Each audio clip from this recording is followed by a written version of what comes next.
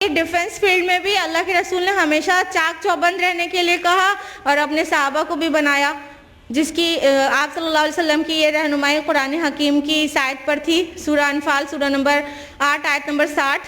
اللہ تعالیٰ نے فرمایا کہ جہاں تک تمہارے بس میں ہو سکے، جہاں تک تم سے ہو سکے، اب پوری طاقت اور گھوڑوں کو تیار رکھو اب دشمنوں کے لیے، تاکہ تم اپنے اور اللہ کے دشمنوں کو خوفزدہ کر سکو۔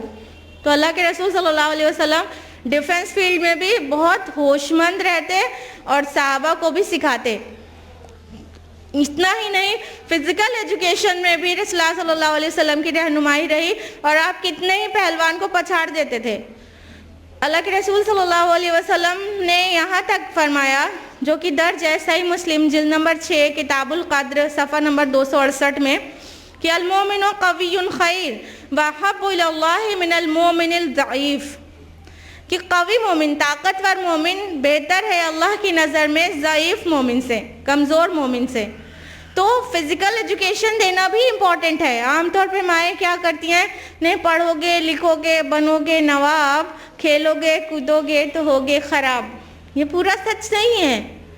پڑھنے کے وقت پڑھنا چاہیے، لیکن کھیلنے کا بھی وقت دینا چاہیے بچوں کو۔ ان کو کھیلنے سے ان کی باڈی فٹ رہتی ہے، باڈی جتنا فٹ رہے گی اتنا ہی برین بھی فٹ رہے گا، اور جسم اور دماغ کا آپس میں کافی تعلق ہے۔ تو اس لیے بچوں کو کھیلنے بھی دینا چاہیے، ان کی فزیکل ٹریننگ کا بھی کچھ انتظام کرنا چاہیے، ضروری ہے یہ بھی چیزیں۔ تو رسول اللہ صلی اللہ علیہ وسلم نے ان تمام علوم کو اہم سمجھا، تو اپنے خود بھی کر کے دکھایا اور صحابہ کو بھی اس کا حکم دیا۔ تو آج ہمیں ایسے کمبینیشن کی ضرورت ہے، ایسے علوم کی۔ لیکن افسوس کی بات یہ ہے کہ ہم میں سے جو لوگ بھی عصری علوم کے لیے اویئر ہیں، وہ لوگ بھی دینی تعلیم، قرآن و سنت کی تعلیم کے لیے بہت انویئر ہیں، بہت انویئر ہیں۔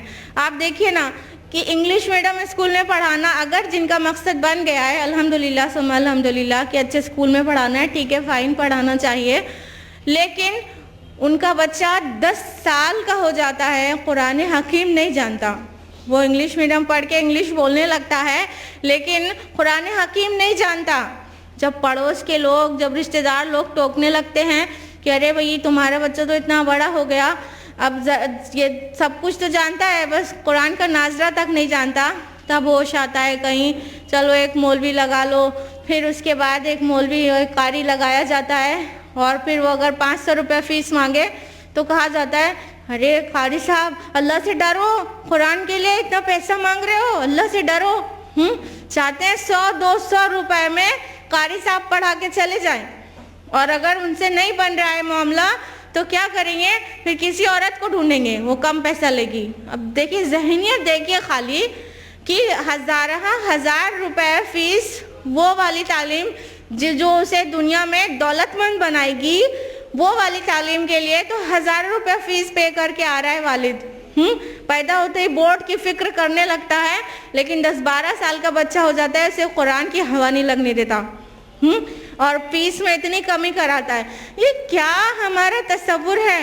اگر ہم علم کے لیے، عصری علوم کے لیے اویئر ہو گئے تو قرآن و سنت کو بالائے طاق رکھ دیا، ایسا کیسے کام چلے گا؟ قرآن اور سنت کا علم تو فرض ہے، آپ دونوں چیزیں ایک ساتھ دیجئے اپنے بچوں کو، تبھی وہ دنیا اور آخرت دونوں میں کامیاب ہوں گے۔ تو اپنی یہ جو دماغ کی تھوڑی صفائی کرنے کی ضرورت ہے، برین واش کرنے کی ضرورت ہے، کہ صرف دنیا پرستی والا، دولت کمانے کی مشین بنانے والا علم ہی نہیں دینا ہے، بلکہ بچے کو دنیا اور آخرت دونوں میں کامیاب ہونے والا علم دینا ہے۔